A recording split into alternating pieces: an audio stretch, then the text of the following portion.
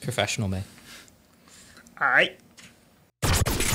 Hello and welcome to The Agenda, as we're here today to talk all things Timo Werner. Speaking after RB Leipzig's win in the Champions League over Tottenham Hotspur, of course, in which he scored the only goal of the game from the penalty spot. He was asked about comments linking him with Liverpool and ended up saying that he was very proud and that it was a pleasure to be linked with the club. I'm Clarke. This is The Agenda. Alongside me to talk about this is Theo Squires. And Theo, some very, I suppose, amicable comments from Timo Werner. How would you react to having seen how he's discussed being linked with the club? Because most times players don't want to talk about it. He's been quite open here. On paper, it's all very promising. He's been linked with Liverpool for, 2 years now? And the feeling in the past has been Liverpool wouldn't make a move because they didn't want to block Ryan Brewster. And there is a slight feeling that's maybe changed now. Last year, the whole feeling was, he's going to go Bayern Munich. And I think there was quite a lot of conversation there because they're a lot more open in Germany about future transfers and stuff. And that didn't happen for whatever reason. He signed his new contract. And all of a sudden, Liverpool are European champions. They're going to win the Premier League. And, it'd be delightful to play for Liverpool and all this. So on paper, it's like, if Liverpool wanted him, fair enough. I reckon they could go and get him. And those comments from him makes it seem like he'd be quite happy to make the move. But then you've got to weigh it down, don't you? You have to have a look at it and say, well, how much of this is agent, how much is trying to get interested in him. It's just one of those. I don't think it's quite there yet, but let him talk. It's one of those where pretty much any player on the planet is going to want to move to Liverpool at the moment. I was going to say, just to me, struck me as openness and honesty from Timo Werner. As you said, perhaps in Germany the feeling is a bit more open talking about transfers, because I don't feel you'd get an England international who scored 26 goals in 33 games as Werner has this season saying, yeah, Liverpool are the best team in the world, and yeah, I'm very proud to be linked with them, because it would sort of be sneered upon that, as you said before, the player's almost angling for this himself, when really he's just answering the question that's put to him. Well, Liverpool fans have had it all before. Like, players only seem to go out and say it when they're on international break, don't they? When they're speaking to their own homegrown journalists and they're a bit more at ease. They don't have club media over their shoulder monitoring their every word. And that's when they go and say, like we've seen Luis Suarez countless times when he wanted his moves to open up on that. But in Germany, they are more open. Jurgen Klopp has said it in the past. He doesn't get why it's a big deal here about the open training, why it's all secret. In Germany, you can just go and watch training and everything. So that's just the way they are. Timo Werner in the past has always been open about wanting a move. I think the fact that Leipzig are the sort of club they are, it's that project, isn't it?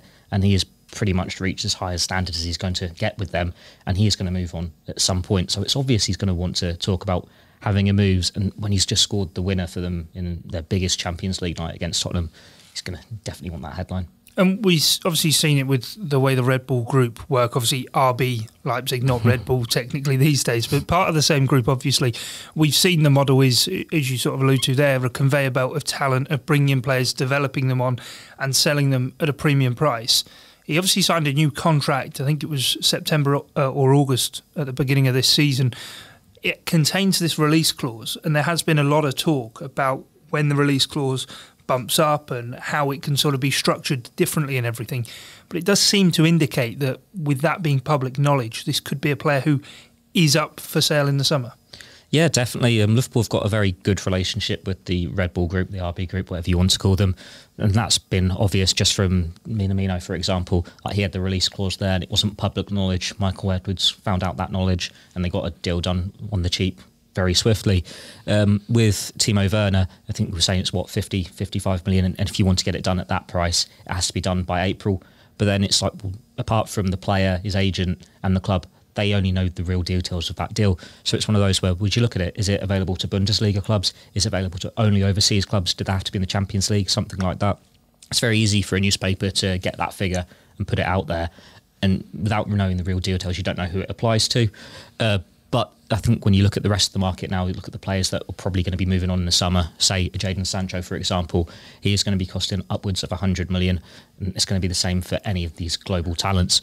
Whereas if you can get Timo Werner for half that, when he is going to be a prolific goal scorer for you to imagine for the next decade, then it could be a bargain on your hands. Yeah, there are, of course, 3 players from the Bundesliga who constantly seem to be linked with Liverpool. Jadon Sancho, Kai Havertz, and, of course, the man we're talking about today, Timo Werner. But in terms of the makeup of the Liverpool squad, we know how AFCON could obviously affect next season, the winter period of the season. You spoke about Ryan Brewster before. Obviously, Minamino's coming to supplement that forward line as well. it does feel, though, if there's one area that certainly Brewster and Minamino won't quite operate, it's that left-hand side of the forward three, which Werner, whilst playing as a centre-forward, does like to move out to that left-hand side. I know we're talking here and we're trying to talk it up, but it does seem as though that could possibly make sense as to why these links continue to be linking Werner with a move to Anfield. Well, definitely. Jurgen Klopp is a big fan of the player, and you're always going to get the links when it's the same nationality between a manager and a player.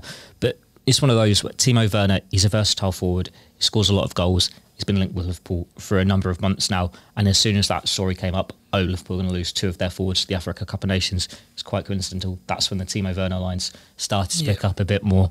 So I'd probably say it's more from his side, because Liverpool don't like to shout about their business. They like to catch people out, do it on the quiet and get deals done that way. Like Minamino, within a couple of days of, Liverpool want him, it was basically done. Whereas there's been so much talk there. And in Germany, there was so much talk last year about him going to Bayern Munich. It's very much from Werner's camp, from the RB camp. They want to sell him on. They want to get him a big move. They want to make as much money as possible. So it's very interesting, I suppose, that he's the one who's coming out there and saying, Liverpool, this, getting that headline there, when Liverpool were very playing it down. Like any snippets we get from them is they don't really want to go out and spend so much money on a player who is just going to be a substitute behind the normal front three. And it's all very well saying a player is going to be first choice for a month, 6 weeks when the Africa Cup of Nations is on. But how often do Mo Salah and Sadio Mane really miss games? Liverpool do need options. Like Divock Origi, he's had his great moments at the club, but there is that quality drop off there. Minamino could be an option, but he needs to settle still. He's not going to be at that level for another year, you'd imagine. Oxlade-Chamberlain, he wants to play central midfielder. Ryan Brewster, he's just potential at the moment. We don't know what he's got. So it's a very hard one to weigh up if you're Jurgen Klopp, because it's all very well not signing anyone. You get to January, you've lost those two, and then say Roberto Firmino picks up an injury, and your whole front three's done. So well, what do? You should have signed someone. They've had it before, a couple of years ago. Mane went to the Cup of Nations. But if everything's fine, there's no injuries, you are sitting on the bench for a long chunk of the season. Yeah, and there are forward three who don't miss many games for Liverpool, but remarkable. We're talking about Germany's number 9, the man who led the line for them in the last World Cup, who's likely to do so at the Euros, and thinking if Liverpool did sign him, that he perhaps wouldn't even fit into this side. But we are also desperate to see certainly a new attacking player. That's what everyone wants to see in the transfer market. Well, the thing I will say about it is the front three, they're all the same age, aren't they? They're all, 27, 28, and this is their peak. You can't really see them getting any better. And when you look at players like Mohamed Salah and Sadio Mane, it's when you get into your 30s, that's when you start to lose that little bit of pace, and it's whether their effectiveness will keep on going. And if you're Jurgen Klopp, you've got to decide whether you're sentimental and you keep them for a bit longer, or if you're going to be ruthless and just cash in on them when you can get as much money as possible. The fact that they're all this age now, this is probably the summer or next summer is when you can make the most on them, because they're going to be having all these winners' medals around the neck. They've got all this success, and there's still the market there for them when they've signed the new contracts and everything. And that's why it's interesting. The players they're being linked with are the ones that are 4 or 5 years younger, because there will be a stage where Jurgen Klopp has to go, right, this team's time is done. We now need the next generation coming through. And last summer, he said this team deserves another year. Well, in the summer, that year's done. They've had a brilliant year. What does he do next? Well, we'll have to wait and see what he does do next. If you keep your eyes on the Liverpool Echo, the daily transfer blog is on there. If any developments do come, you'll be able to catch them right there over on the Liverpool Echo website. Until next time, though, here on The Agenda, it's bye for now.